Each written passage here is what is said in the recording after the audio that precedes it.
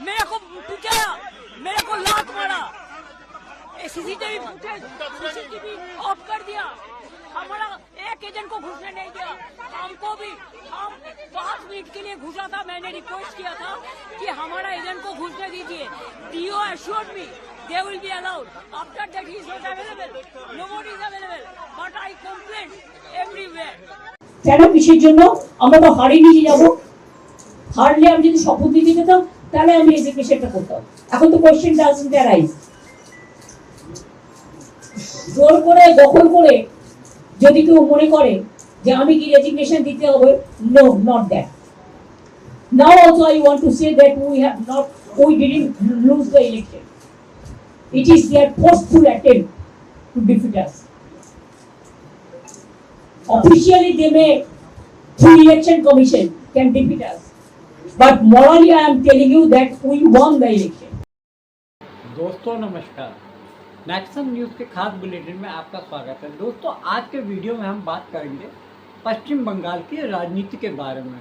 4 तारीख से वहाँ के माहौल में काफ़ी बदलाव देखा जा रहा है। जब से 5 प्रदेश के चुनावों का परिणाम सामने आया है, तब से पश्चिम बंगाल में खास तौर से एक अजीब सा माहौल देखने को मिल रहा है, जहां एक तरफ भारतीय जनता पार्टी अपनी जीत को लेकर काफ़ी उत्साहित है और उसके कार्यकर्ता जश्न का माहौल बनाने में जुटे हुए हैं, वहीं दूसरी तरफ भारतीय जनता पार्टी के कुछ कार्यकर्ता मनमानी करने पर भी देखे जा रहे हैं। वो लोग मिलकर एक हुजूम की शक्ल में जाकर तृणमूल कांग्रेस के कार्यालयों में जाकर मारपीट, तोड़फोड़, आगजनी आदि करते देख रहे हैं। ऐसे वीडियो सोशल मीडिया पर काफ़ी वायरल हो रहे हैं। वहीं दूसरी तरफ तृणमूल कांग्रेस, जो कि पिछले 15 साल से पश्चिम बंगाल के अंदर सरकार का नेतृत्व कर रहे थे, वो भी पूरी तरीके से उनको इस हार का बड़ा अफसोस दिख रहा है। उनको ये विश्वास ही नहीं हो रहा है कि तृणमूल कांग्रेस की इतनी बुरी हार होगी। फिलहाल जो परिणाम सामने आया उसमें भारतीय जनता पार्टी को 200 से अधिक सीटों पर जीत देखी गई है और वहीं तृणमूल कांग्रेस 100 के अंदर सिमट गई है, जो कि पिछली बार 2021 के चुनाव में ही देखा गया था कि उनकी 215 सीट उनको प्राप्त हुई थी। लेकिन इस बार के जो परिणाम सामने आए हैं वो काफ़ी निराशाजनक कहे जा सकते हैं, खास तौर से तृणमूल कांग्रेस के लिए।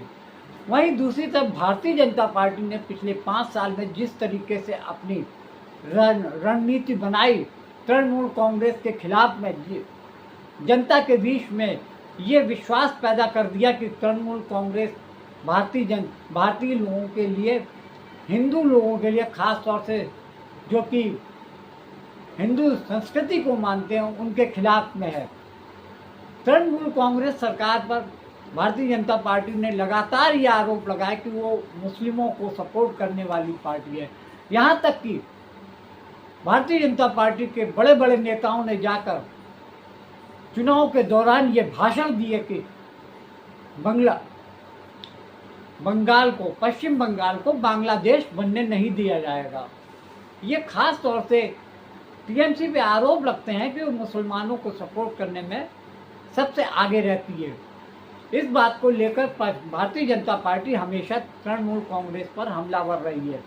जब से चुनाव के परिणाम आए हैं, तब से भारतीय जनता पार्टी के कार्यकर्ता घूम कर महिलाओं को, खास तौर से तृणमूल कांग्रेस के जो कार्यकर्ता समर्थक लोग हैं, उनको घेरते हैं और उनके सामने जय श्री राम के नारे लगाते हैं और उनको मजबूर करते हैं कि वो जय श्री राम के नारे लगाएं। ऐसे हालात हो गए हैं कि राजनीति में पहली बार जो पार्टी हार गई है, उसके मुखिया ने साफ कह दिया है कि वो हारी नहीं है, उनको भारतीय जनता पार्टी और चुनाव आयोग ने हरवाया है।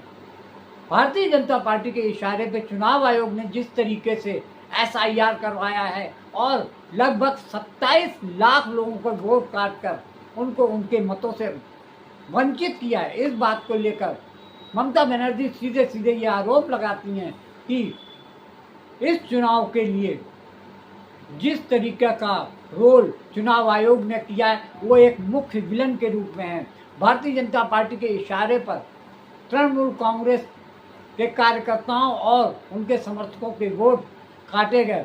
सबसे दिलचस्प बात यह है कि चुनाव आयोग ने जिस तरीके से SIR के जरिए एक लॉजिकल डिस्क्रिपेंसी नाम का एक इंस्ट्रूमेंट या यूं कहे प्रोसेस अपनाया, उसको लेकर 27 लाख लोग वोट डालने से वंचित रह गए। इस बात को लेकर जहां ममता बनर्जी चुनाव आयोग पे हमले कर रही हैं, अब उनके भतीजे और TMC के सांसद, लोकसभा के सांसद अभिषेक बनर्जी ने खुलकर अब भारतीय जनता पार्टी और चुनाव आयोग पर गंभीर आरोप लगाने शुरू कर दिए। उन्होंने प्रेस कॉन्फ्रेंस के जरिए ये कहा कि किस तरीके से 100 से अधिक सीटों पर भारतीय जनता पार्टी के इशारे पर चुनाव आयोग और उनके कर्मचारियों ने TMC के खिलाफ में साजिश रची और उनको हराने का पूरा प्रयास किया। उन्होंने प्रेस के सामने ये भी कहा, मैं आपको पूरे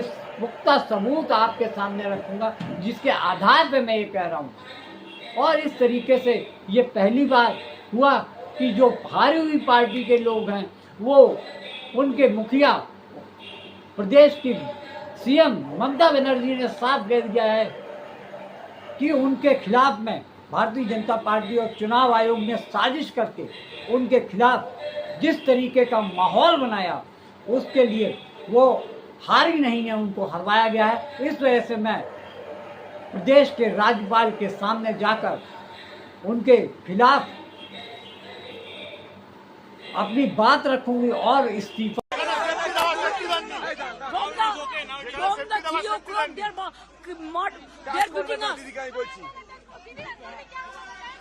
मेरे को पिटाया, मेरे को लात मारा, CCTV ऑफ कर दिया, हमारा एक एजेंट को घुसने नहीं दिया। हमको भी हम 5 मिनट के लिए घुसा था, मैंने रिक्वेस्ट किया था कि हमारा एजेंट को घुसने दीजिए। DO assured me they will be allowed. After that he is not available, nobody is available, but I complained everywhere. Bengal का जनादेश है तो क्या ये बंगाल का जनादेश आप नहीं मान रहे हैं? नहीं, अगर जनादेश है तो भाई आपने देखा ना काउंटिंग सेंटर से तृणमूल के लोगों को भगाया गया मार के। वो सारे CCTV फुटेजेस रिलीज करे। भाई इलेक्शन कमीशन कुछ भी करता है तो आप लोगों को मीडिया में दे देता है रिएक्शन व्हाट्सएप ग्रुप में, तो CCTV फुटेजेस रिलीज कर दे कि काउंटिंग सेंटर में नहीं हुआ है, हम मान लेंगे जनादेश है।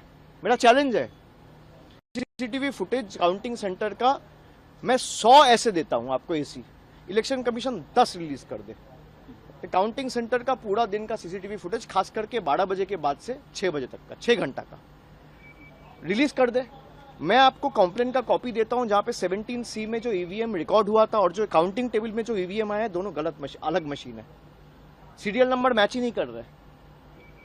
मैं देता हूं आपको, चिट्ठी भेजता हूं मीडिया ग्रुप में अभी। और ये आज मैं नहीं दे रहा हूं, कल हमारे काउंटिंग एजेंसी आरओ को दिया है, जहां पे मान लीजिए वोटिंग मशीन्स जो पूरा दिन आप ये कैमरा यूज कर रहे हो, बूम यूज कर रहे हो, भाई इसको आपको चार्ज तो करना पड़ता है। 12 घंटा मशीन यूज हुआ है जिसका चार्ज खत्म हुआ 50%, 55%, 59%, 60%, 90% मशीन्स वेर 92%, 93%, 95% चार्ज। ये कैसे संभव है? तो जनादेश है तो आप ये सार्वजनिक कर दीजिए, हम मान लेंगे जनादेश है। और जनादेश चाहे तृणमूल को 80 सीट मिले, 8 सीट मिले, 100 मिले, 150 मिले या 2 मिले, भाई हम वो सर झुका के लोग जो आदेश देंगे हम वो मानेंगे। और लोकतंत्र का यही खासियत है। लेकिन जिस तरीके से आपने माहौल बना के लोगों को वोटर लिस्ट से बाहर करके जोर जबरदस्ती कभी ईडी, कभी सीबीआई, कभी एनआईए से जिनको नोटिस दिया, और ऐसे भी लोग हैं जो काउंटिंग एजेंट्स थे कल, उनको भी नोटिस गया ताकि वो काउंटिंग में नहीं जा पाए। खाली आप चुनाव आयोग को बोलो कि भाई मैं 100 नाम देता हूं, आप 12 से लेके 6 बजे तक का CCTV फुटेज रिलीज कर दो। CCTV तो था ही, मैं गलत प्रूव हो जाऊंगा, आपके सामने आके माफी मांग लूंगा। तो ठीक है, इसमें पार्टी में चर्चा होगी और आने वाला दिन में जो भी होगा एक फैक्ट फाइंडिंग कमेटी हम लोग बनाएं। जिस तरीके से हम लोगों के ऊपर टॉर्चर किया जा रहा है, जा जाके पार्टी ऑफिस तोड़े जा रहे हैं, घर में घुस के मारा जा रहा है, हर जगह पे आपने देखा है। कल रात भर हम लोगों के पार्टी वर्कर्स के ऊपर जिस तरीके से अत्याचार हुआ है, मैं सबको यही कहूंगा कि तृणमूल के जितने भी सैनिक हैं, आप एकदम स्ट्रांग रहो। पार्टी आपके साथ डट के खड़ा है और जहां तक हमें जाना पड़े हम आपके लिए जाएंगे। और इसीलिए एक 12 मेंबर्स का फैक्ट फाइंडिंग कमेटी बनाया गया है। 3 टीम अलग बनी है जिसमें 4-4 मेंबर्स रहेंगे और परसों से ये विजिट चालू होगा। कल आपको डिटेल ब्रीफिंग इसके ऊपर मिल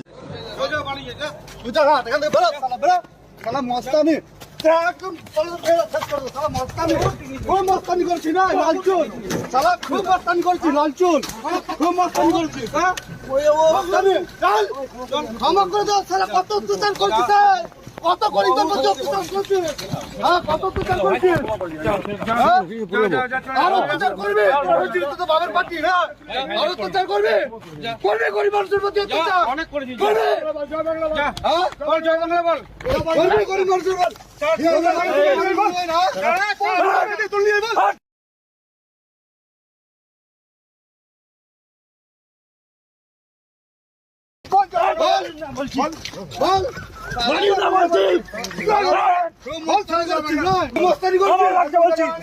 হিন্দুদের মা বোনদের তুলে নিয়ে যাবে না 4 তারিখের পর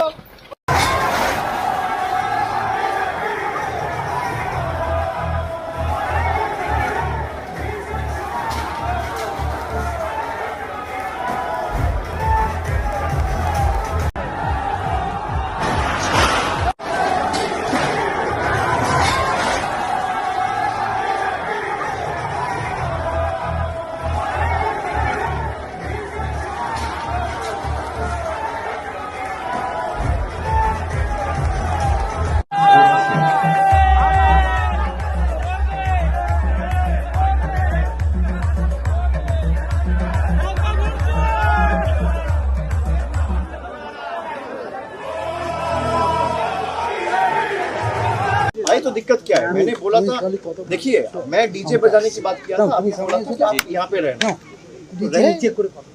अगर हम लोग तो चाहते हैं भाई सब बीजेपी के जितने भी नेता है, खास करके central minister, prime minister, home minister, वो आए बंगाल में। खाली चुनाव के मौसम में जब आता है तभी हम लोग ने चैलेंज किया था। अब अगर आपको जनता के ऊपर भरोसा था तो मैं अभी 15 मिनट से जो आप बोल रहा हूँ शायद वो आप समझे नहीं। अगर आप वो चैलेंज एक्सेप्ट कर लो और सीसीटीवी फुटेज दिखा दो, कोई दिक्कत नहीं है, तो मैं मान लूंगा कि मैं गलत हूँ एंड आई हम्बली एक्सेप्ट।